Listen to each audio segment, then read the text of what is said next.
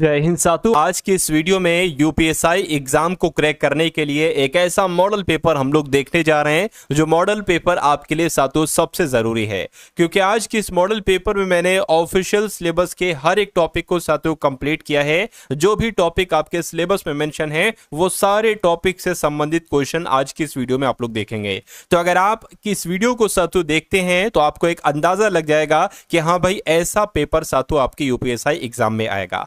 तो साथियों सबसे पहले मैं हिंदी आपको कराऊंगा, उसके बाद जीके जीएस कराऊंगा, फिर रीजनिंग कराऊंगा और फिर मैथ कराऊंगा, यानी कि एक ही वीडियो में साथियों सारे कुछ सवालों को हम लोग यहां पर देख लेंगे। चलिए तो साथियों पहला सवाल आपकी स्क्रीन पर है और मैं आपको बता दूं सबसे पहले साथियों मैंने हिंदी के पूरे 40 सवाल लिए हैं और 40 सवाल ही आपके एग्जाम में भी आएंगे हिंदी के। तो चेक करिए साथियों कितना स्कोर आपका इसमें से आता है। चलिए तो पहला सवाल है, कह रहे कि विलोम आपको बताना है साथियों सहित शब्द का। तो सहित का विलोम क्या होता है साथियों? सहित का विलोम विहीन होता है। आंसर आपका जाएगा बी के साथ। अगर विमुख का विलोम आपसे पूछा जाए तो विमुख का विलोम क्या होता है? उन्मुख होता है। विमुख का विलोम उन्मुख भी होता है और सम्मुख भी होता है। और सहित का विलोम क्या होता है साथियों? रहित होता है। तो इतनी बात आप लोग याद रखेंगे। अगला देखिए, किसी के पीछे पीछे चलने वाले के लिए एक शब्द क्या हो सकता है?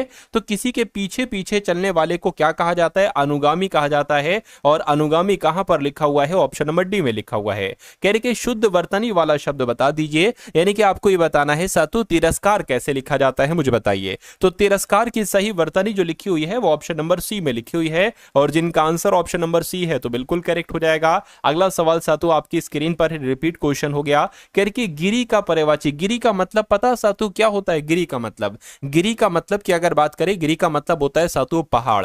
तो पहाड़ कहां पर लिखा हुआ है? पहाड़ नहीं लिखा हुआ है ना, कोई दिक्कत नहीं साथियों, पर्वत भी हम लोग कह सकते हैं। तो पर्वत आपका साथियों यहां पर जवाब हो जाएगा। अच्छा यहां पर अगर बात करें आकाश के भी बहुत सारे पर्यायवाची, जैसे कि आकाश को आसमान कहते हैं, गगन कहते हैं, आकाश को व्योम कहते हैं और शून्य कहते हैं। धरती की अगर हम बात करें ना साथियों तो धरती को धरा कहते हैं, पृथ्वी कहते हैं, भूमि कहते हैं। ये सारी चीजें भी आप लोग यहां पर साथियों याद रखेंगे। चलिए अब उसके बाद देखिए अगला सवाल है, कह रहे कि जिसे त्याग देना उचित हो उसके लिए एक शब्द क्या होगा? तो उसको साथियों पता क्या कहा जाएगा? उसको त्याज्य कहा जाएगा, जिसको त्याग देना उचित हो। नेक्स्ट नंबर का सवाल देखिए, कह रहे कि आपको बताना है घृणा शब्द का साथियों समानार्थी शब्द क्या हो सकता है, मुझे बताइए।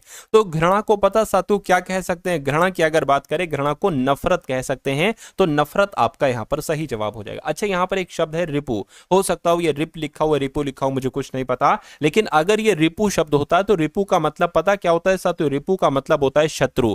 रिपु का मतलब होता है दुश्मन। दुश्मन को विरोधी भी कहते हैं और वैरी भी कहते हैं। तो इतनी चीजें आप लोग याद रखेंगे। शत्रु से पर्यायवाची आपसे पूछा जा सकता है।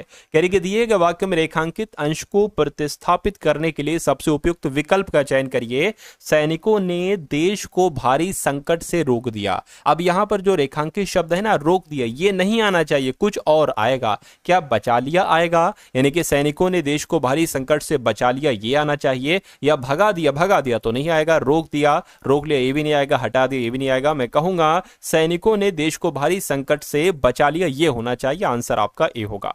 कह रहे कि धमकी देते हुए बदमाश लोगों को ताव रहा था, देख रहा था, घूर रहा था, झांक रहा था। यानी कि इस खाली जगह में साथियों कौन सा शब्द आएगा ये आपसे पूछा जा रहा है। मैं कहूंगा घूर रहा था ये आना चाहिए। धमकी देते हुए बदमाश लोगों को घूर रहा था, आंसर आपका सी होगा। उसके बाद देखिए अगला सवाल है आपकी स्क्रीन पर, कहने के मधुर का आपको साथियों यहां पर विलोम बताने। तो मधुर का विलोम साथियों क्या हो सकता है, एक बार मुझे बता दीजिए। चलिए देखिए अगर बात करते हैं लवण का, लवण का साथियों विलोम क्या होता है? तो लवण का विलोम पता क्या होता है? शर्करा होता है लवण का विलोम। तिक्त की अगर बात करते हैं साथियों, तिक्त का विलोम क्या होता है? तिक्त का विलोम साथियों मधुर भी हम लोग कह सकते हैं, है ना। और अगर बात करते हैं मधुर का विलोम, यहां पर क्या हो जाएगा? मधुर का विलोम एक तरीके से कटु भी हो जाएगा। तो जिनका आंसर ऑप्शन नंबर बी है तो बिल्कुल सही है। अगला सवाल आपकी स्क्रीन पर है, आपसे पूछा जा रहा है यहां पर अगर बात करें कि दिए गए वाक्य में रेखांकित अंश को प्रतिस्थापित करने के लिए सबसे उपयुक्त विकल्प का चयन करिए। भारत एक ताकतवर देश है। तो ताकतवर की जगह पर क्या आएगा? दुर्बल देश है नहीं, शक्तिशाली देश है ये होना चाहिए, या अविकसित या प्रभावशाली। मैं कहूंगा शक्तिशाली यहां पर होना चाहिए। यानी कि भारत एक शक्तिशाली देश है, ये पूरा वाक्य होना चाहिए। तो उसके बाद देखिए अगला सवाल है आपकी स्क्रीन पर, कह रहे हैं कि आजकल वहां काफी सरगर्मी है, रिक्त स्थान की पूर्ति के लिए सबसे उपयुक्त विकल्प का आपको सातु चयन करना है, यानी कि खाली जगह यहां पर है। तो आजकल वहां काफी है ना, काफी सरगर्मी दृष्टिकोण है, ये होना चाहिए। काफी सरगर्मी वैवीय है या दिखती है या संभावित है, तो मैं कहूंगा यहां पर दिखती है आना चाहिए, और पूरा वाक्य आपका जो बनेगा वो आजकल वहां काफी सरगर्मी दिखती है, ये पूरा वाक्य हो जाएगा। दिए गए वाक्यांश के लिए एक शब्द आपको बताना है, मध्य रात्रि के समय को क्या कहा जाता है। देखिए उषा काल की अगर बात करें तो सूरज के उगने से जो पहले का समय होता है, जब अंधेरा खत्म हो रहा होता है, उसको सातु कहते हैं उषा काल, यानी कि सूर्य से निकलने से पहले के समय को उषा काल कहते हैं। विभावरी की अगर बात करें, जो तारों भरी रात होती है ना सातु, उसको विभावरी कहते हैं। अगर प्रदोष शब्द की बात करते हैं साथियों, जो रात का पहला पहर होता है ना, उसको साथियों प्रदोष कहते हैं। लेकिन अगर बात करते हैं मध्य रात्रि के समय को क्या कहा जाता है, तो मध्य रात्रि के समय को निशीथ कहा जाता है। ये 4 इंपॉर्टेंट पॉइंट मैंने आपको बताए हैं, ये आप लोग याद रखेंगे। अगला देखिए कह रही कि उज्ज्वल की वर्तनी क्या होगी, सही उज्ज्वल कैसे लिखा जाता है। मैंने आपको बताया कि उज्ज्वल में 2 बार जा आएगा और दोनों बार आधा आधा जाएगा। अगर ये बात आप लोग को याद है तो आप ऐसा सवाल सही कर देंगे। उसके बाद देखिए रिक्त स्थान की पूर्ति के लिए सबसे उपयुक्त शब्द का चयन कीजिए। आपसे क्या कहा जा रहा है साथियों, आपसे यहां पर कहा जा रहा है कि कमल का पुष्प होता है, तो कमल का पुष्प कैसा होता है, सुकोमल होता है या कोमल होता है, निर्मल होता है, विमल होता है। सबसे सही शब्द यहां पर जो आएगा वो कोमल शब्द आएगा, यानी कि कमल का फूल कमल का पुष्प कोमल होता है। उसके बाद देखिए कह रहे कि कौन सा विलोम युग्म सुमेलित नहीं है, तो कौन सा विलोम युग्म सुमेलित नहीं है, यह बात आपसे यहां पर साथियों पूछी जा रही है, मुझे बताइए। चलिए देखिए अंगीकार की अगर बात करते हैं, अंगीकार का मतलब क्या होता है, स्वीकार ही होता है, तो ये तो पर्यायवाची हो गया। अंगीकार का विलोम क्या होना चाहिए साथियों, अस्वीकार होना चाहिए। क्या होना चाहिए साथियों, अस्वीकार होना चाहिए। उसके अलावा अधम का विलोम उत्तम होता है, बिल्कुल सही। अकाम का विलोम सकाम होता है, बिल्कुल सही। और अवनत का विलोम उन्नत होता है, बिल्कुल सही। तो कौन सा विलोम युग्म सुमेलित नहीं है, मैं कहूंगा ऑप्शन नंबर ए वाला नहीं है। अब नहीं है तो यही आपका आंसर है। अगला देखिए कह रहे कि वर्तनी बताइए कौन सी सही है, तो ईर्ष्यालु कैसे लिखा जाता है, ऐसे नहीं बड़ी ई आता है साथियों, ये भी गलत है। ईर्ष्यालु आपका जैसे ऑप्शन नंबर सी में लिखा हुआ है ना, ऐसे लिखा जाएगा। उसके बाद देखिए अगला सवाल आपकी स्क्रीन पर है, आपसे पूछा जा रहा है कि दिए गए वाक्य में रेखांकित खंड को प्रतिस्थापित करने के लिए सबसे उपयुक्त विकल्प का चयन करें। यदि इसे प्रतिस्थापित करने की आवश्यकता नहीं है तो विकल्प किसी बदलाव की आवश्यकता नहीं है, उसका चयन करें। करेंगे अच्छे लड़के परिश्रमी होती हैं, तो ये तो गलत लग रहा है ना, अच्छे लड़के परिश्रमी होती हैं थोड़ी ना होता है, अच्छे लड़के परिश्रमी होते हैं ये होता है, तो होते हैं यहां पर आना चाहिए, होती हैं यहां पर नहीं आना चाहिए। अगला सवाल देखिए अंधेर करना साथियों इसका मतलब क्या होता है, ये आपको यहां पर बताना, बताइए साथियों। अन्याय करना होता है, मैं कहूंगा बिल्कुल सही जवाब आपका ऑप्शन नंबर ए हो जाएगा। इंद्र का अब आपको समानार्थी साथियों बताने कि इंद्र का समानार्थी क्या हो जाएगा, तो मैं आपको बता देता हूं साथियों, इंद्र का समानार्थी शब्द जो है ना वो देवराज हो जाएगा, यानी कि आंसर आपका ऑप्शन नंबर सी हो जाएगा। अब अगला सवाल देखिए साथियों आपकी स्क्रीन पर, कह रहे कि समानार्थी बताना है आपको तुरंगी शब्द का, तो तुरंगी शब्द का साथियों क्या समानार्थी हो सकता है, अस्तबल कहेंगे, घुड़सवार कहेंगे साथियों, घुड़सवार कहा जाता है, ये बात आपको यहां पर मालूम होना चाहिए, ठीक है ना। नेक्स्ट नंबर का सवाल देखिए, करके जो ना जाना गया हो उसके लिए एक शब्द क्या होगा, तो उसको अज्ञात, ज्ञात, अनजान, अतिथि कहेंगे। मैं कहूंगा जो ना जाना गया हो उसको अज्ञात कहा जाएगा, ये आप लोग साथियों यहां पर याद रखेंगे। अतिथि क्या साथियों, जिसकी आने की कोई तिथि ना तय हो उसको अतिथि कहा जाता है। अगला सवाल देखिए, दोपहर के बाद के समय को साथियों क्या कहा जाता है, ये बहुत आपसे पूछा जाता है, मैं आपको कुछ पूछे जाते हैं वो मैं आपको बता देता हूं। देखिए मध्याह्न शब्द के बारे में अगर हम बात करें तो साथियों कहते हैं दोपहर के समय को, क्या जो दोपहर का समय होता है ना साथियों, दोपहर का समय, दोपहर के समय को कहते हैं साथियों मध्याह्न, ये आप लोग याद रखेंगे। दोपहर के पहले के समय को क्या कहते हैं साथियों, दोपहर के पहले के समय को क्या कहते हैं, पूर्वाह्न कहते हैं, ये बात आपको याद रखना है। और अगर बात करते हैं साथियों दोपहर के बाद के समय को क्या कहते हैं, अपराह्न कहते हैं। तो ये 3 आप लोग याद रखेंगे, दोपहर के समय, दोपहर के पहले के समय, दोपहर के बाद के समय। अगला सवाल आपकी स्क्रीन पर है, तो साथियों यहां पर आपने कितने सवाल देखे, कुछ क्वेश्चंस देखे, 40 सवाल मैं आपको किसी वजह से साथियों नहीं करवा पाया है ना, उसके लिए साथियों माफी चाहता हूं। लेकिन अब आपको यहां पर मैं करवाने जा रहा हूं साथियों जीके जीएस के क्वेश्चन। मैं साथियों आपसे कहूंगा कि मैं जितने भी क्वेश्चन, जितने भी क्लासेस साथियों आपको दूं, अगर आप वो अच्छे तरीके से देखते हैं साथियों तो ये माना जाएगा, क्या माना जाएगा कि ये समझ लीजिए साथियों हिंदी के सेक्शन में आपके पूरे में से पूरे नंबर आपको देखने को मिलेंगे। और जीके में भी साथियों बहुत अच्छा स्कोर आपका आएगा। चलिए तो अब जीके जीएस के बहुत इंपॉर्टेंट क्वेश्चंस हम लोग देख लेते हैं। कह रहे कि खिज्र खान ने कौन से राजवंश का प्रारंभ किया था? तो इन्होंने साथियों सैयद वंश का प्रारंभ किया था खिज्र खान ने। अगला देखिए, दिल्ली का पहला मुस्लिम शासक कौन था? तो कौन था साथियों? कुतुबुद्दीन ऐबक ये दिल्ली का पहला मुस्लिम शासक था साथियों। राइट आंसर आपका जाएगा ऑप्शन नंबर ए के साथ। अगला देखिए, गुलामों का गुलाम, क्या गुलाम का गुलाम किसे कहा जाता है? तो मैं कह सकता हूं साथियों इल्तुतमिश की अगर बात करते हैं तो इसको ही गुलामों का गुलाम कहा जाता है। अगला देखिए, दिल्ली सल्तनत काल में युद्ध के दौरान लूट पर लगने वाले कर को क्या कहा जाता था? तो साथियों इसको क्या कहा जाता था? खम्स कर कहा जाता था। क्या? खम्स नामक कर कहा जाता था। आंसर आपका सी होगा। कह रहे उसके बाद देखिए, तुगलक नामा किसने लिखा था? तो तुगलक नामा की अगर बात करते साथियों ये किसने लिखा था? ये अमीर खुसरो ने लिखा था। राइट आंसर आपका ऑप्शन नंबर बी होगा। कह रहे कि दिल्ली सल्तनत की दरबारी भाषा क्या थी? तो दिल्ली सल्तनत की दरबारी भाषा उर्दू तो नहीं थी साथियों, फारसी थी, इसलिए आंसर आपका ऑप्शन नंबर बी होगा। अगला देखिए, करके किसके शासनकाल में सबसे अधिक मंगोल आक्रमण हुए? तो किसकी बात चल रही है? मैं कहूंगा अलाउद्दीन खिलजी की बात चल रही है। अलाउद्दीन खिलजी के शासनकाल में सबसे अधिक मंगोल आक्रमण हुए थे। निम्नलिखित में से बौद्ध साहित्य की पहचान कीजिए। तो इसमें से क्या बौद्ध साहित्य? तो जो त्रिपिटक है ना साथियों, त्रिपिटक ये बौद्ध साहित्य ही तो है।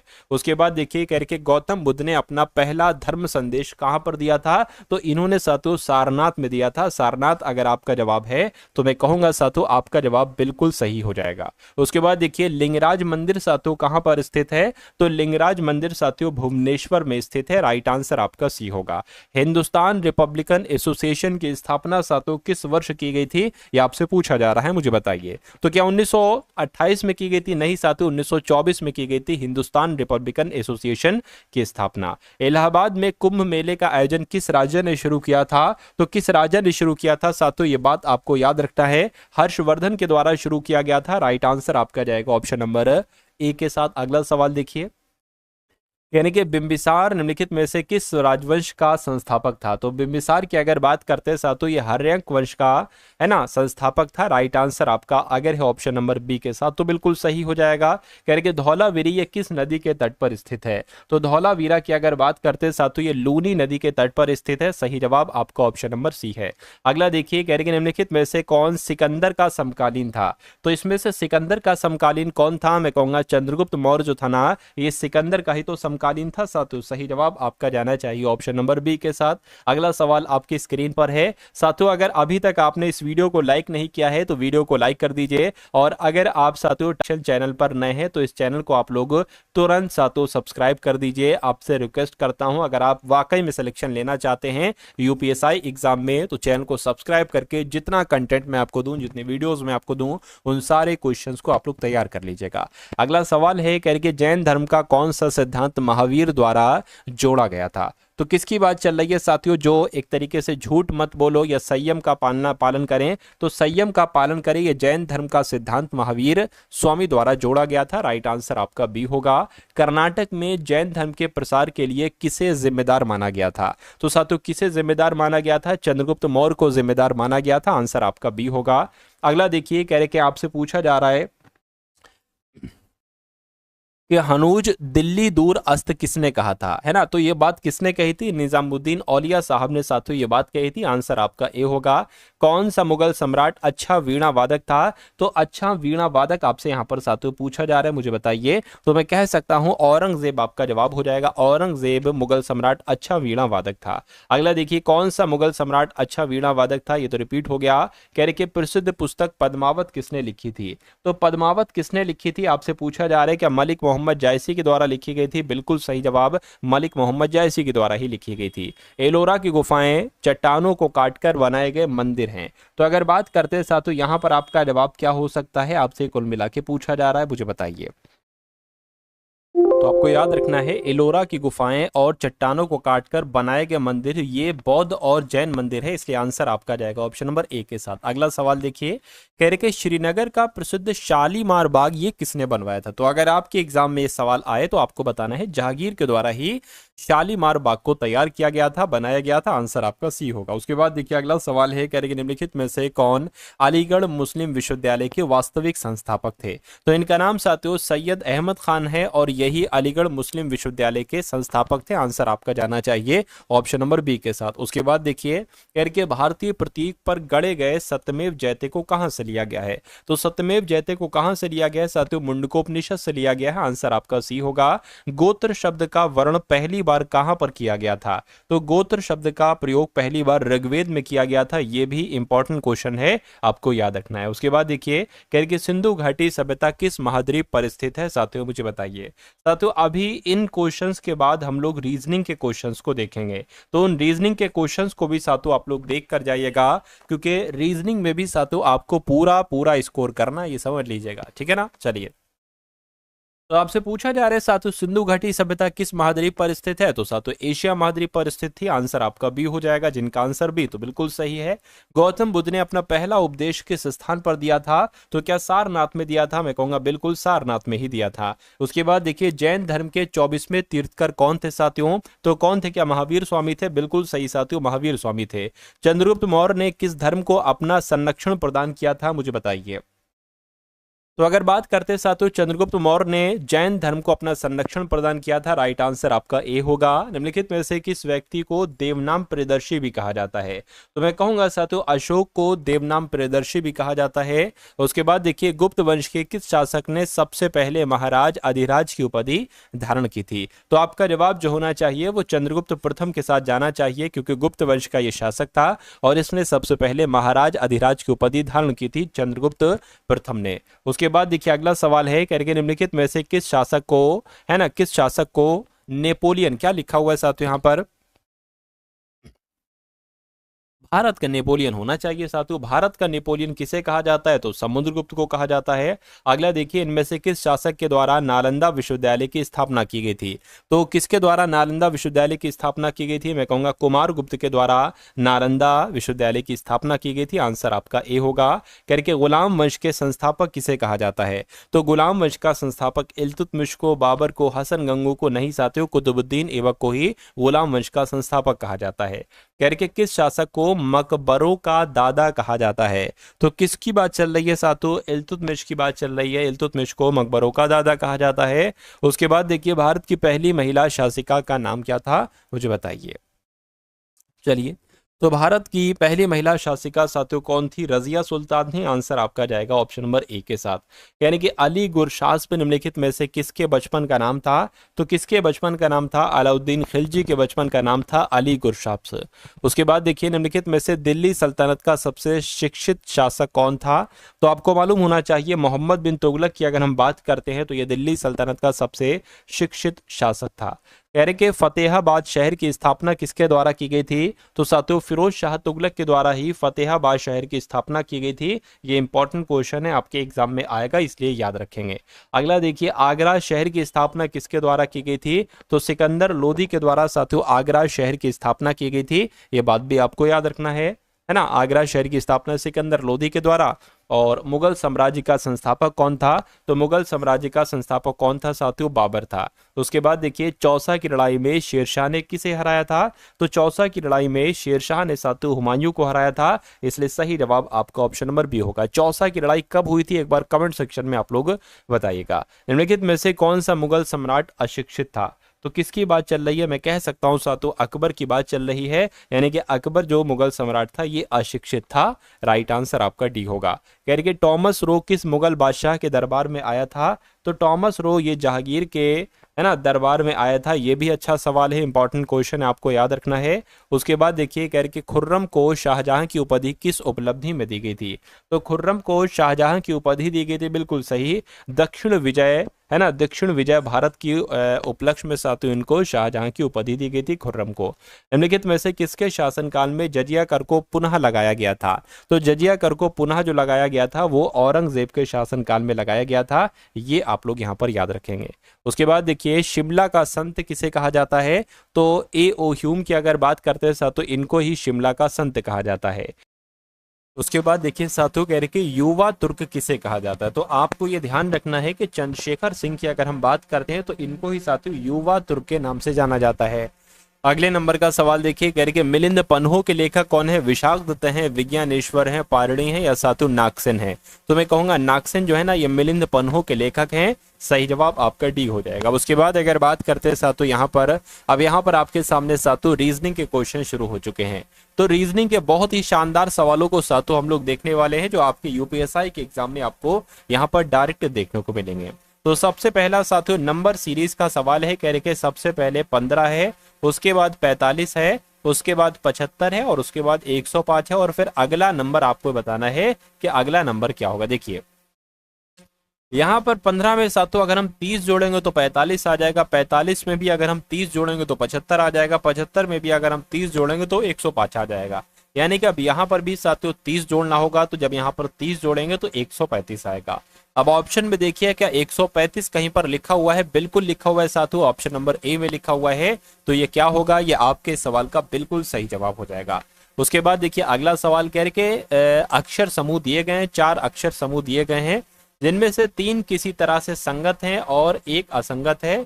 उस अक्षर समूह का चयन करिए जो असंगत है। यानी कि किसी में 3 में साथियों, किसी 3 में एक लॉजिक लगा होगा लेकिन एक ऑप्शन में अलग लॉजिक लगा होगा, वही आपको बताने। देखिए अब अगर बात करते हैं साथियों, यहाँ पर टी जो होता है ना ये 20 पर होता है, ठीक है, और डब्ल्यू जो है वो 23 पर होता है, जेड की बात करते हैं 26 पर होता है, और सी 3 पर होता है, एफ 6 पर होता है, डी 4 पर होता है, जी 7 पर होता है, जे 10 पर होता है, एम 13 पर होता है, पी 16 पर होता है। देखिए जरा यहाँ पर अगर लॉजिक की हम बात करें ना, तो यहाँ पर 3 बढ़ाया गया है। अरे भाई 20 से 23 हो गया, 26 हो गया, 3 बढ़ाया गया, और यहाँ पर भी 3 बढ़ाया गया, 26 जेड, उसके बाद ए बी सी, यानी कि 3 नंबर आ जाएगा, और फिर यहाँ पर 3 नंबर बढ़ाया गया, ठीक है। उसी प्रकार अगर हम बात करते हैं यहाँ पर भी 3 नंबर बढ़ाया गया, यहाँ पर भी, यहाँ पर भी, और यहाँ पर भी 3 नंबर बढ़ाया गया। अब इसकी अगर बात करें तो एन 14 पर आता है, ओ 15 पर आता है, टी 20 पर आता है, और डब्ल्यू 23 पर आता है, और ए 1 पर होता है। यहाँ पर तो साथियों अलग है, देखिए 1 बढ़ाया गया है, फिर 5 बढ़ा दिया गया, और मेरे हिसाब से साथियों यहाँ पर देखिए 3 बढ़ाया जा रहा है, बिल्कुल यहाँ पर भी 19 से 22 हुआ है, फिर 25 हुआ है, फिर 2 हुआ, बिल्कुल साथियों। यानी कि सबसे अलग लॉजिक जो लगा होगा वो ऑप्शन नंबर बी में लगा होगा, और यही आपका क्या होगा? यही आपका बिल्कुल सही और सटीक जवाब हो जाएगा। भाई बहुत बढ़िया, वेरी गुड क्लास। अगला देखिए आपके सामने है, कह रहे कि 16 भाग 32 गुणा 128 प्लस 9 माइनस 17 बराबर माइनस का 4। आपको बताना है कि निम्नलिखित समीकरण को सही बनाने के लिए किन्हीं 2 गणितीय चिन्हों को एक दूसरे से बदलने की आवश्यकता होगी। अगर हम साथियों ऑप्शन नंबर ए को सही माने, जैसे कि भाग की जगह पर प्लस और प्लस की जगह पर भाग कर दें और इसको कैलकुलेट करें, तो देखिए क्या माइनस का 4 आएगा। देखिए जरा, यानी कि 16 और ये 32 हो जाएगा, और ये 128 हो जाएगा, और ये 9 हो जाएगा, और ये 17 हो जाएगा।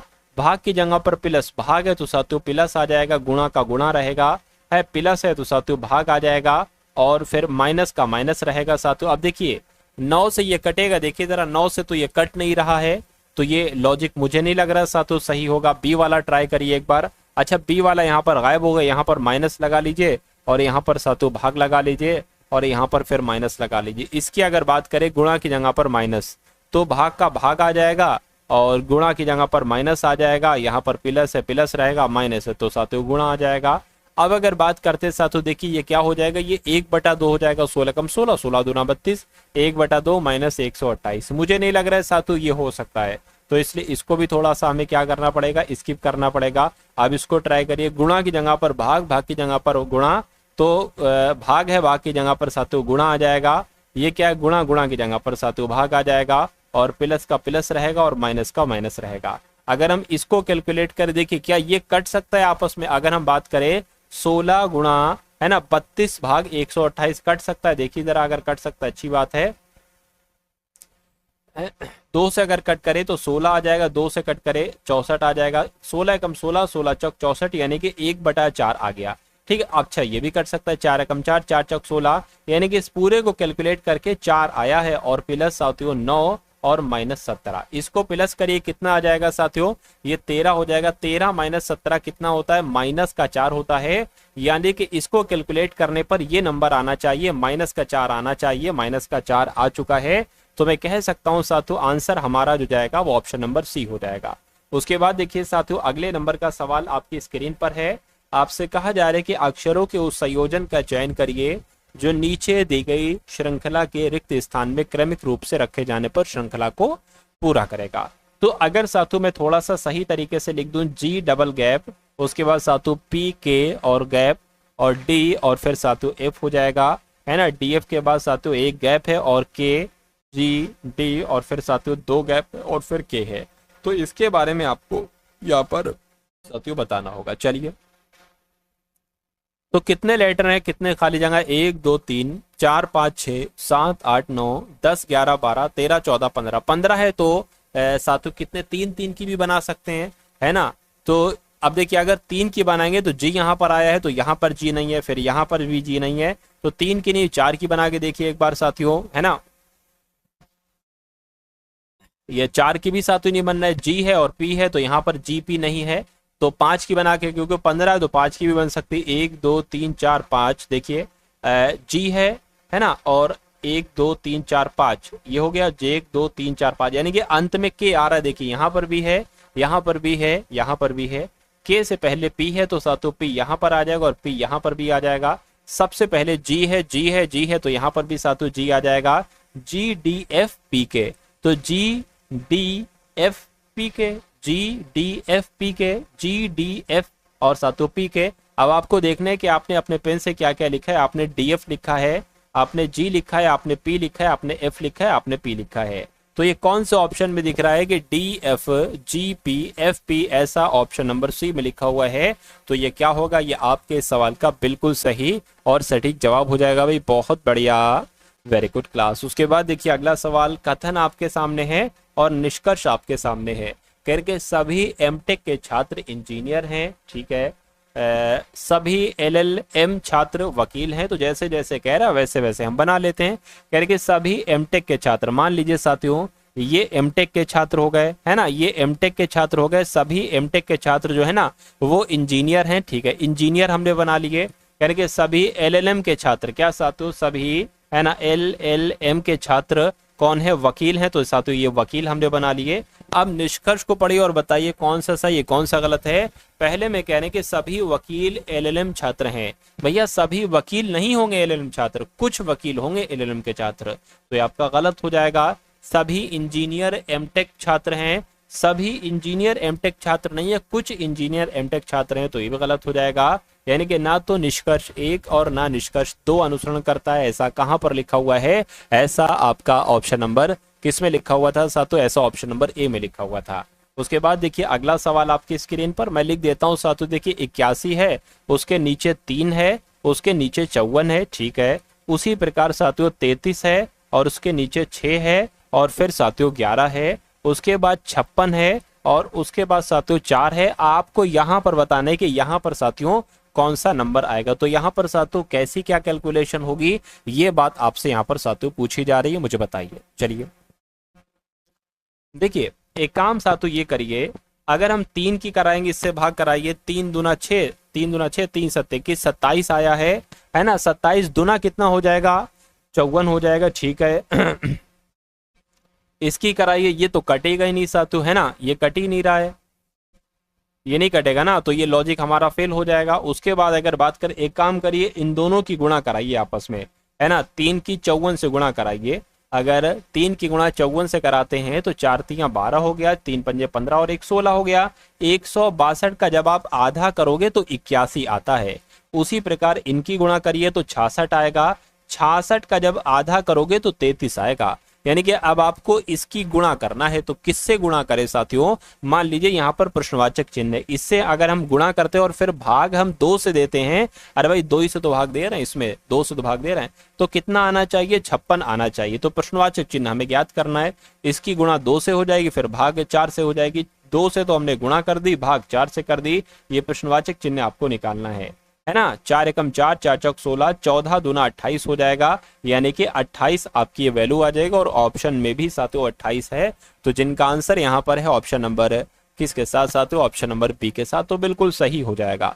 अगले नंबर का साथियों सवाल है, कह रहे कि एक निश्चित कोड भाषा में कोच को 90 लिखा जाता है, पोस्ट को 210 लिखा जाता है, तो नॉइस को साथियों क्या लिखा जाएगा, मुझे बताइए। चलिए ऐसा तो नहीं साथियों, इनकी जो प्लेस वैल्यू है उसके साथ कुछ कैलकुलेशन की गई। देखिए सी 3 पर आता है, ओ 15 पर आता है, ए 1 पर आता है, सी 3 पर आता है, एच 8 पर आता है। 90 कैसे बना, सबसे बड़ा सवाल ये है।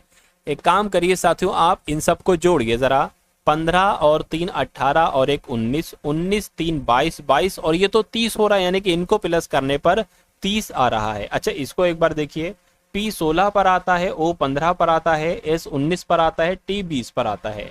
अगर हम इसको प्लस करेंगे 0 9 5 कितना 14, 14 और 6 कितना हो जाएगा 20 हो जाएगा। 0 2 लग गया, 4 5 6 7 70 आ गया। लेकिन यहाँ पर कितना लिखा हुआ है साथियों, यहाँ पर 210 लिखा हुआ। तो एक काम करिए, 30 की गुणा जब आप 3 से कराएंगे तो 90 आता है, उसी प्रकार 70 की गुणा जब आप 3 से कराएंगे तो 210 आता है।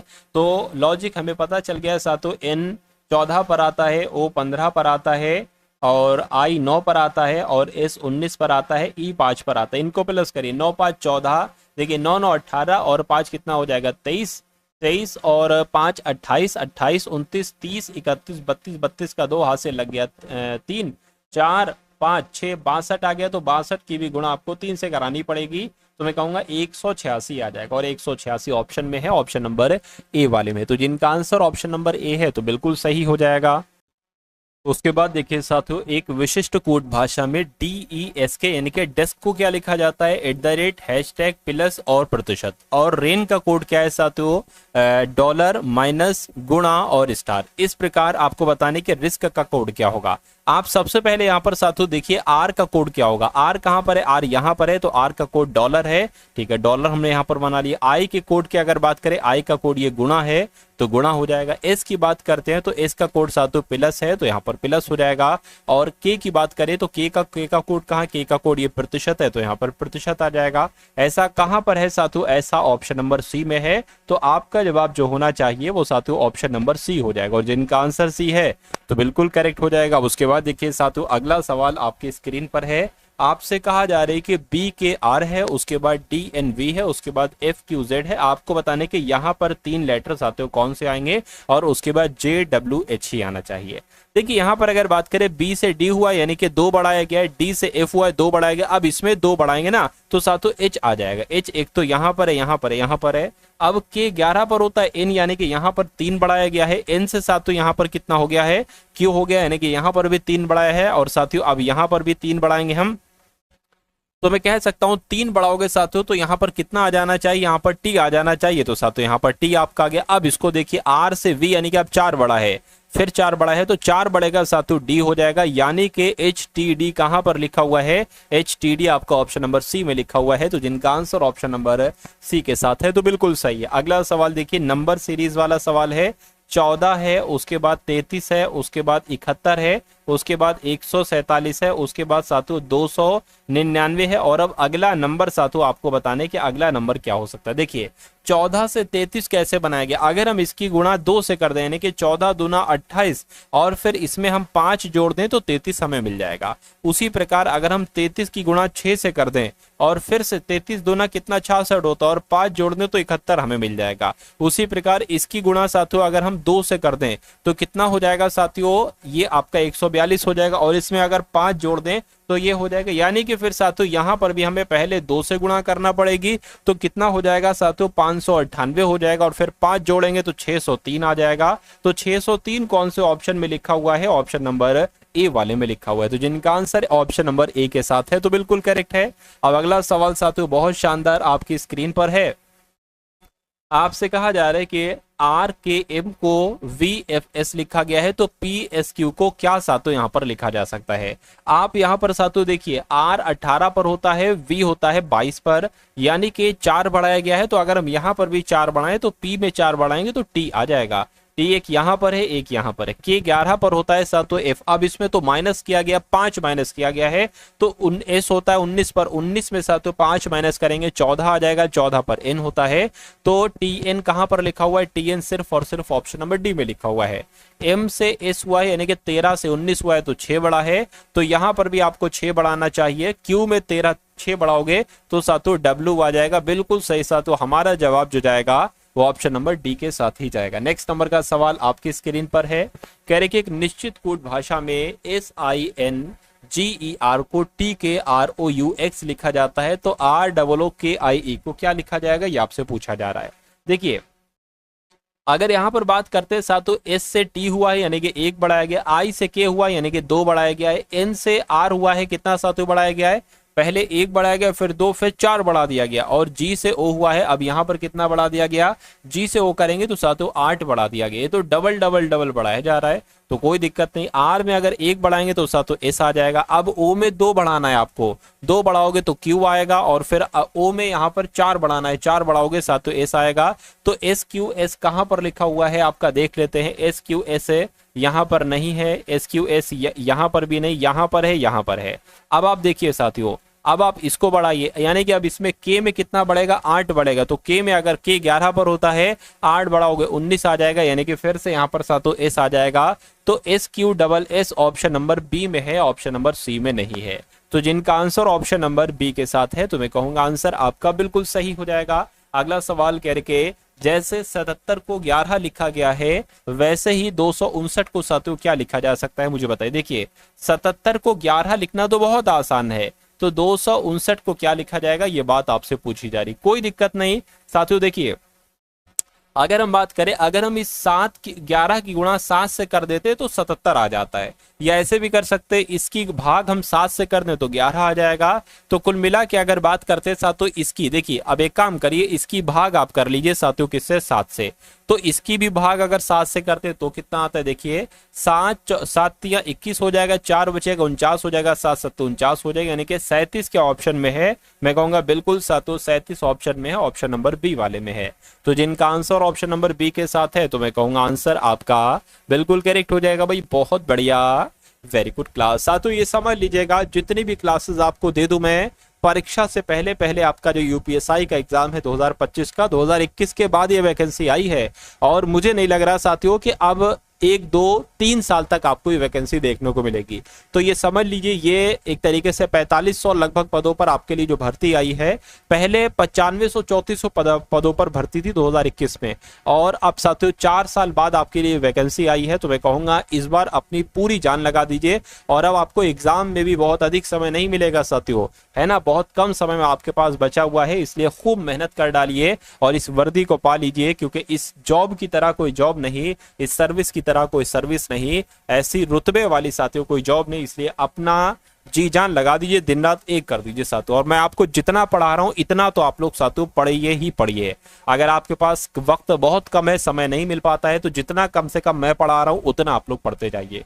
और अभी आपका साथियों मैं मूल विधि का भी बंदोबस्त करूंगा, मूल विधि भी मैं आपको पढ़ाने वाला हूं, ठीक है ना। चलिए, तो नेफ्रोलॉजिस्ट का संबंध गुर्दे से है ना, वो संबंध आपको कार्डियोलॉजिस्ट का किससे होगा, हृदय से, फेफड़े से, पित्ताशय से, या साथियों अग्न्याशय से, ये आपको बताना है। नेफ्रोलॉजिस्ट का गुर्दे से अगर संबंध है तो कार्डियोलॉजिस्ट का हृदय से संबंध होगा। आंसर आपका जाएगा ऑप्शन नंबर ए के साथ। अगला देखिए, ये भी साथियों ऐसा एक सवाल आपके एग्जाम में आता है, यूपीएसआई के एग्जाम में। देखिए कह रहे कि शब्दकोश के अनुसार लगाइए। अब आप देखेंगे कि UNE यहां पर भी है, यहां पर भी है, यहां पर भी है, यहां पर भी है, यहां पर भी है।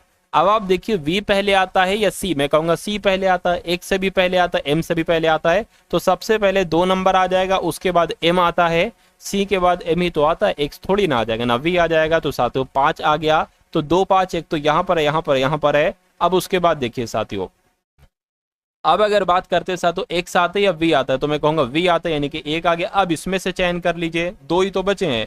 XP पहले आता है, XP L पहले आता है या E, तो E पहले आता है, मैं कहूंगा 4 हो जाएगा, उसके बाद 3 हो जाएगा। तो 25 से 143 कहां पर लिखा हुआ है, 25 से 143 ऑप्शन नंबर सी में लिखा हुआ है। तो जिनका आंसर ऑप्शन नंबर सी है तो बिल्कुल सही हो जाएगा।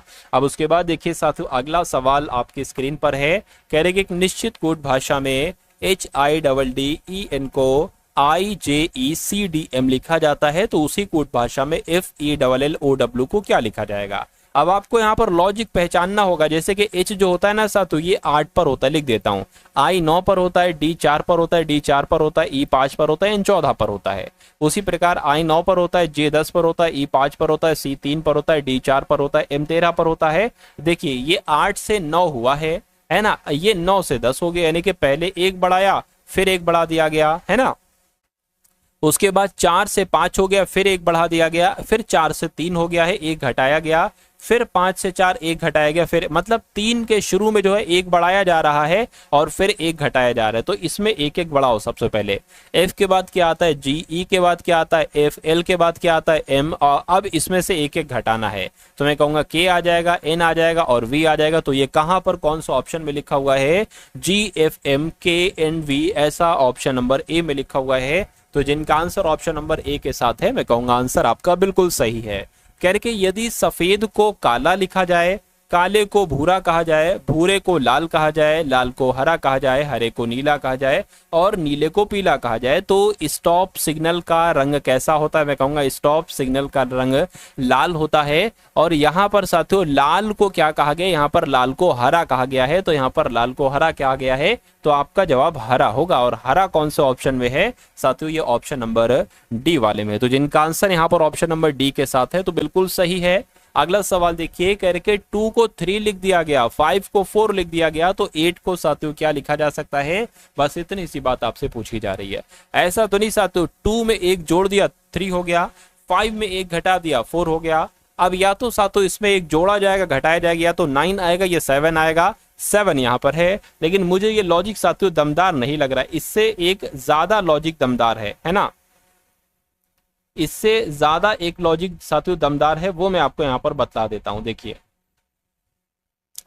जैसे कि यहाँ पर 3 लेटर है तो 3 लिख दिया गया, यहाँ पर 4 लेटर है 4 लिख दिया गया, यहाँ पर 1 2 3 4 5 6 लेटर हैं, 1 2 3 4 5 लेटर हैं, तो यहाँ पर साथियों 5 लिख दिया गया। इसलिए जिनका आंसर ऑप्शन नंबर सी है, तो बिल्कुल सही है। अगला देखिए, कह रहे जिस प्रकार प्रिंटर का संबंध हार्डवेयर से है, उसी प्रकार वेब ब्राउजर का संबंध किससे होगा? तो प्रिंटर एक हार्डवेयर डिवाइस है, वेब ब्राउजर एक सॉफ्टवेयर डिवाइस है ना? सॉफ्टवेयर डिवाइस है या गूगल है? मैं कहूंगा सॉफ्टवेयर आपका इस सवाल का जो होगा वो बिल्कुल सही जवाब हो जाएगा। उसके बाद देखिए अगला सवाल है, कह रहे 15 को जैसे 231 लिखा जाता है, वैसे ही 16 को क्या लिखा जाएगा? अब आपको पता आखिर ये करना है कि 15 को 231 लिखा कैसे जाता है, फिर आपको बताना है साथियों अगला नंबर यहाँ पर क्या आएगा। देखिए अगर हम साथियों 15 का स्क्वायर करें तो कितना होता है? 225 होता है। इसमें साथियों अगर हम 6 जोड़ दें तो हमें ये नंबर मिल जाएगा। उसी प्रकार साथियों 16 का स्क्वायर कितना होता है? 256 होता है। उसी प्रकार अगर हम इसमें साथियों कितना जोड़ दें? 6 जोड़ दें तो 262 हो जाएगा। अगर 262 ऑप्शन में है तो ये लॉजिक हमारा बिल्कुल सही है। 262 262 262 ऑप्शन नंबर डी वाले में है। तो जिनका आंसर यहाँ पर ऑप्शन नंबर डी के साथ है, तो मैं कहूंगा आंसर आपका बिल्कुल करेक्ट हो जाएगा भाई। बहुत बढ़िया, वेरी गुड क्लास। अगला सवाल आपकी स्क्रीन पर है। आपसे कहा जा रहा है कि सभी ट्यूलिप, अच्छा सभी फूल ट्यूलिप है, तो जैसा जैसा कह रहा है वैसे वैसा करते जाइए। मान लीजिए फूल हो गया और सभी फूल जो है ना ये क्या है? ये साथियों ट्यूलिप हैं। कह रहे कि कोई ट्यूलिप सफेद नहीं है, ठीक है? तो कोई ट्यूलिप जो है ना ये साथियों सफेद नहीं है, कोई ट्यूलिप सफेद नहीं है। अब निष्कर्ष की अगर बात करते हैं ना साथियों, तो निष्कर्ष में क्या कहा गया है? देखिए कौन सा सही है कौन सा गलत है। करके सभी ट्यूलिप फूल है, भैया सभी ट्यूलिप फूल नहीं है, कुछ ट्यूलिप फूल है, इतने ट्यूलिप फूल है, तो ये गलत हो जाएगा। कुछ ट्यूलिप सफेद है, नहीं कोई ट्यूलिप सफेद भी नहीं है, ये भी गलत हो जाएगा। यानी कि ना तो निष्कर्ष 1 और ना निष्कर्ष 2 अनुसरण करता है, ऐसा ऑप्शन नंबर डी में लिखा हुआ है। तो आपका जवाब जो जाएगा वो ऑप्शन नंबर डी हो जाएगा। अगला सवाल देखिए साथियों, इसके बाद हम लोग मैथ्स के क्वेश्चंस देखेंगे जो आपके लिए सबसे इंपॉर्टेंट मैं लाया हूं साथियों मैथ्स के क्वेश्चन। देखिए सवाल को कह रहे हैं 128 है, उसके बाद 109 है, उसके बाद आपको बताना है कौन सा नंबर आएगा, और उसके बाद 77 आना चाहिए, फिर 64, फिर 53 और फिर साथियों 44। तो यहां से आपको सवाल को साथियों करना है। एक बार देखिए अगर हम साथियों 128 में कितना घटा दें कि 109 आ जाए, तो अगर मैं कहूं अगर 19 घटा दें तो यहां पर आ जाएगा। अगर हम 77 में से साथियों क्या घटा दें? 64 आ जाएगा। तो 77 में से अगर हम 13 घटा दें तो 64 आ जाएगा। 64 में कितना घटा दें? 53 आ जाएगा। 11 घटा दें और यहाँ पर साथियों 9 घटा दें, तो 9 11 13, तो बच्चा बच्चा बता देगा साथियों यहाँ पर 15 नंबर आएगा, और बच्चा बच्चा बता देगा यहाँ पर साथियों 17 नंबर आएगा, और फिर 19 है। तो 109 में साथियों जब आप 17 घटाएंगे तो 92 बचता है, और 92 में जब 15 घटाएंगे साथियों तो 77 बचता है। यानी कि कुल मिला कि हमारा जवाब जो जाएगा वो 92 के साथ जाएगा, और 92 जिनका भी आंसर है मैं कहूँगा आंसर आपका बिल्कुल सही हो जाएगा।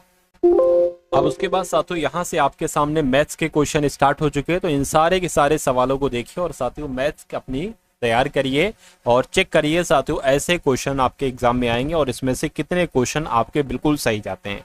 चलिए तो साथियों कह रहे कि 3 से अभाज्य 8 सबसे छोटी सम प्राकृत संख्याओं का औसत आपसे पूछा जा रहा है। तो सबसे पहले अगर बात करते हैं साथियों 3 से अभाज्य यानी कि 3 से ना भाज्य होने वाली, 3 से ना कटने वाली संख्याएं आपसे पूछी जा रही हैं। जैसे कि अगर बात करें तो साथियों 2 हो जाएगी, है ना, तो उसके बाद साथियों 4 हो जाएगी, 8 हो जाएगी, 10 हो जाएगी, 14 हो जाएगी, 16 हो जाएगी, 20 हो जाएगी और साथियों 22 हो जाएगी। 8 हो गई है साथियों, 8 सबसे छोटी सम प्राकृत संख्याएं हो गई हैं और इनका अब आपको क्या निकालना है साथियों, इनकी अगर बात करते हैं इनका आपको साथियों औसत निकालना है ना, तो इन सबको आपस में आपको जोड़ना पड़ेगा, इन सबको जोड़ना पड़ेगा और इसकी भाग करना पड़ेगी किस संख्या से, 8 संख्या से। क्यों? क्योंकि ये संख्याएं भी 8 हैं पूरी। तो जोड़िए इनको जरा, ये कितना हो जाएगा, 6 हो जाएगा, 6 8 14 हो जाएगा, 14 ये आपका 12 13 14 14 14 28 हो जाएगा और 10 38 हो जाएगा, है ना, 38 और ये कितना हो जाएगा साथियों 48 और 58 हो जाएगा, 58 और 22 और 16 को आप जोड़ लीजिए, कितना हो जाएगा 16 हो गया, ये आपका 6 7 8 9 96 हो गया। यानी कि अगर बात करते 96/8 आ गया, 8 एकम 8 8 दूना 16, यानी कि इनका औसत जो निकल कर आएगा वो 12 निकल कर आएगा। और 12 कौन से ऑप्शन में साथियों, ऑप्शन नंबर डी वाले में। तो जिनका आंसर यहाँ पर ऑप्शन नंबर डी के साथ है तो बिल्कुल सही हो जाएगा। चलिए साथियों अगले नंबर के सवाल की तरफ बढ़ते हैं। कह रहे हैं कि ए अनुपात बी का अनुपात क्या है, यानी कि ए की अगर बात करें अगर 9 है तो बी कितना है 7 है। तो इसको आपको साथियों सॉल्व करना है, देखना है साथियों कैसे यहाँ पर क्या हो सकता है। देखिए अगर हम बात करते हैं 11 ए कितना है 9 है, तो 9 की 11 से गुणा होगी तो 99 हम डायरेक्ट लिख देते हैं। 9 गुणा बी यानी कि 9 गुणा 7, बी क्या है 7 है, तो 7 नीम 63 हो जाएगा, 63 आ गया, है ना। चलिए अब अनुपात की अगर बात करते हैं साथियों यहाँ पर, अच्छा ये तो 99 है ना, 11 गुणा ए है ना, तो 11 गुणा 9 99 आएगा, इसको 99 करो, पता नहीं कैसे मैंने कर दिया, चलिए कोई दिक्कत नहीं।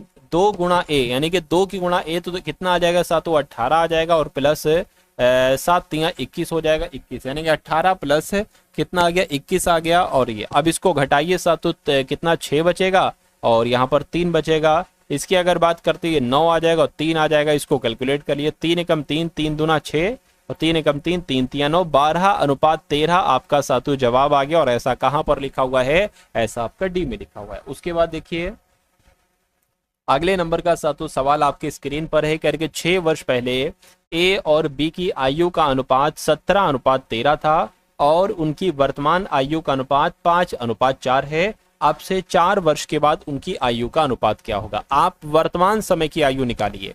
अगर मान लेते हैं साथियों इनकी वर्तमान समय का अनुपात कितना है 5:4, यानी इनकी वर्तमान आयु कितनी है 5x/4x है। और कहने के 6 वर्ष पहले इनका अनुपात इतना था 17-13 था। तो एक काम करिए, इसमें से ये वर्तमान है ना, वर्तमान में से 6 वर्ष घटाइए और देखिए इसमें भी साथियों वर्तमान में से 6 वर्ष घटाइए और फिर इनका जो अनुपात आता है वो 17:13 आता है। तो 17 साथियों यहाँ पर 13 हो गया। इतनी बात समझ में आ गई। अब इसको आप साथियों क्या कर लीजिए, इसको आप कैलकुलेट कर लीजिए। जैसे कि 13 की गुणा 5 से करेंगे तो 13 पंजे 65 हो जाएगा, यानी कि 65x यहाँ पर आ गया। 13 पंजे 65, 13 छंग 78 हो जाएगा, बराबर आ गया। 17 चौक की अगर बात करते हैं साथियों 17 चौक आपका 68x हो गया। 17 छंग की अगर बात करते हैं साथियों ये कितना हो जाएगा आपका 102 हो जाएगा, नहीं 78 हो जाएगा, कितना हो जाएगा 17 पंजे 85 हो जाएगा और 85 जोड़ 102 हो जाएगा, बिल्कुल 102 यहाँ पर आ गया, है ना।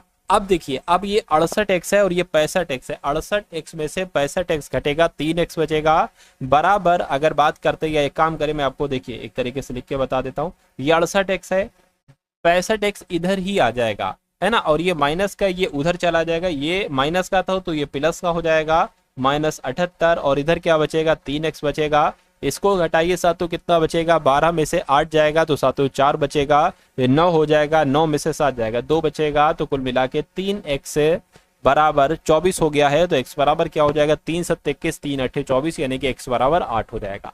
तो अगर उनकी वर्तमान उम्र ये थी और x बराबर 8 है तो वर्तमान उम्र कितनी निकलेगी 5 8 40, और साथियों 8 चक्कू 32, ये तो वर्तमान उम्र आ गई, लेकिन कह रहे कि उनकी 4 वर्ष के बाद आयु क्या होगी। तो अगर वर्तमान उम्र 40 है तो साथियों ए की 4 वर्ष के बाद उम्र 44 हो जाएगी, और साथियों बी की कितनी हो जाएगी, 36 हो जाएगी। तो कहने के जो 4 वर्ष के बाद आयु आई उनका अनुपात बताइए, तो इसका अनुपात बताना है। 4 कम 4, 4 कम 4, 4 नीम 36, 11:9 आपका जवाब आ गया, और 11:9 ऑप्शन नंबर ए वाले में है। तो जिनका आंसर यहाँ पर ऑप्शन नंबर ए के साथ है, मैं कहूंगा आंसर आपका बिल्कुल सही हो जाएगा। अगले नंबर का सातों सवाल आपकी स्क्रीन पर है, ये तो रिपीट क्वेश्चन हो गया। अगला सवाल देखिए सातों आपकी स्क्रीन पर है। आपसे कहा जा रहा है कि एक वस्तु का अंकित मूल्य 480 रुपए है, ठीक है। अंकित मूल्य पर 18% की छूट देकर एक दुकानदार 63.60 का लाभ अर्जित करता है। उसका लाभ बताइए, यानी कि उसके लाभ को प्रतिशत में बदलकर बताइए। ये बात सिर्फ आपसे पूछी जा रही है। चलिए देखिए, अगर हम लोग यहाँ पर बात करें, मान लीजिए उसका अंकित मूल्य 400, यानी कि किसी वस्तु पर 400 अंकित रुपए लिखे और 18% की छूट दी गई, यानी कि उसको 82% में बेचा गया है ना। इसको जरा कैलकुलेट कर लीजिए, 0 से 0 कैंसिल हो जाएगा, और 2 पंजे 10 हो जाएगा, ये आपका 24 आ जाएगा, ठीक है ना। और अगर बात करते इसको कैलकुलेट करा लें साथियों, 5 से कट करें तो 5 चौक आपका कितना हो जाएगा, यहाँ पर लिख देते हैं, 5 चौक आपका 20 हो जाएगा, 4 बचेगा, पॉइंट लगाएंगे, 0 बढ़ाएंगे, है ना, 5 अट्ठे 40 आ जाएगा। यानी कि अब अगर बात करते हैं साथियों 82 और 4.8 की गुणा आप करा लीजिए, ये वो निकलेगा जब 480 रुपए किसी चीज पर लिखे हुए हैं, 18% की छूट दी जाएगी, तो वो वस्तु कितने रुपए की जाकर हो जाएगी, ये कैलकुलेट यहां से हम निकालेंगे। 8 दूना 16 हो गया, 8 2 64 हो गया, और 1 65 हो गया, 4 दूना 8 हो गया, 4 अट्ठे 32 हो गए, 6 आ गया, 13 आ गया, 9 आ गया, और 3 आ गया। अब एक नंबर, 2 नंबर के बाद पॉइंट था, एक नंबर के बाद पॉइंट था, एक नंबर के बाद पॉइंट हमने यहाँ पर लिख दिया। यानी कि अब ये जो वैल्यू निकल कर आई है 393 रुपए, 393.6 रुपए जो निकल कर आई है, वो यही निकल कर आई है कि 480 रुपए की कोई चीज है, 18% की आप छूट दोगे तो वो वस्तु साथियों 393 रुपए की हो जाएगी।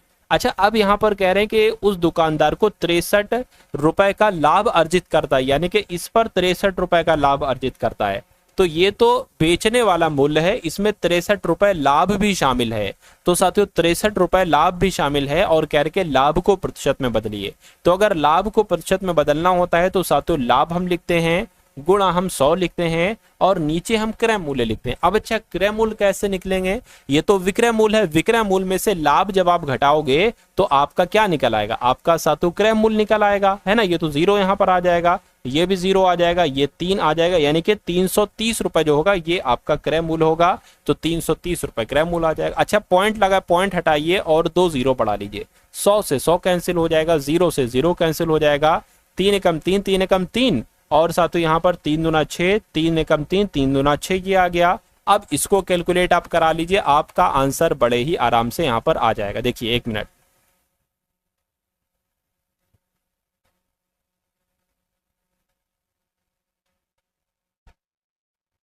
थोड़ी सी काम नहीं कर पा रही इरेजर, चलिए सही है। तो अब यहाँ पर साथियों हम लोग क्या लिख लेते हैं, अब हम लोग यहाँ पर लिख लेते हैं 212, है ना, 212/11 यहाँ पर साथियों लिख लेते हैं।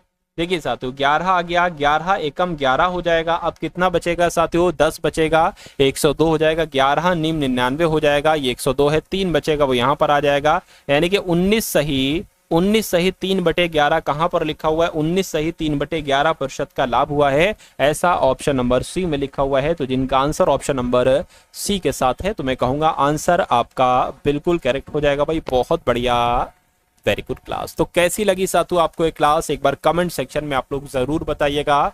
उसके अलावा साथियों मैं आपको यहाँ पर बता देना चाहता हूँ, देखिए अब आपकी तैयारी यूपीएसआई 2025 की शुरू हो चुकी है। तो जितनी भी क्लासेस आपको यूट्यूब पर दी जाएं तुरंत आपको वॉच करना है, उसमें जो भी जीके जीएस के हिंदी के क्वेश्चन साथियों मैं आपको दूं वो आपको साथियों वॉच करना है बड़े ही अच्छे तरीके से, पहली बात। दूसरी बात साथियों, आपको डिस्क्रिप्शन में एक प्लेलिस्ट दे दी गई है, उस प्लेलिस्ट में साथियों एक एक क्लास में आपको हिंदी भी पढ़ाई जाएगी, हिंदी के क्वेश्चन, जीके के क्वेश्चन, रीजनिंग के क्वेश्चन, मैथ के क्वेश्चन, वो सारे आपको वहां पर मिलेंगे। तो उस प्लेलिस्ट को पूरा वॉच कर लीजिएगा। और जो आपकी यूपीएसआई की प्लेलिस्ट है जो अभी हाल फिलहाल 1-2-3 दिन पहले वीडियोस में बनाई थी, उनके लिंक भी मैंने आपको डिस्क्रिप्शन में दे दिया है, उसको भी देख लीजिएगा। और डिस्क्रिप्शन में साथियों एक ग्रुप है, उसका लिंक भी मैंने दे दिया गया, उसको भी साथियों ज्वाइन कर लीजिएगा, व्हाट्सएप टेलीग्राम ग्रुप। क्योंकि यूपीएसआई की वीडियो जब यूट्यूब पर अपलोड की जाती है तो उसके कुछ घंटों के बाद आपका वो क्लासेस ग्रुप में भी डाल दी जाती है, ताकि आप डायरेक्ट उस लिंक पर क्लिक करके यूट्यूब में आकर देख सके। और चैनल पर अगर आप लोग नए हैं तो चैनल को साथियों सब्सक्राइब आप लोग जरूर कर लीजिएगा, ठीक है ना। उसके अलावा साथियों यूपीएसआई एग्जाम के लिए आपके लिए यूपीएसआई एग्जाम के लिए साथियों जीके के इंपॉर्टेंट क्वेश्चन आपके लिए तैयार किए गए हैं, उसको भी ले लीजिएगा। सिर्फ और सिर्फ 45 रुपीज में आपको वो क्वेश्चंस दिए जा रहे हैं, उसमें करंट अफेयर के क्वेश्चंस भी होंगे, सब कुछ होगा, जीके स्पेशल है साथियों। तो 45 रुपीज में ले सकते हैं, डिस्क्रिप्शन में उसका लिंक है, वहां से जाकर। तो मिलते हैं हम सभी लोग आने वाली वीडियो में। जय हिंद साथियों।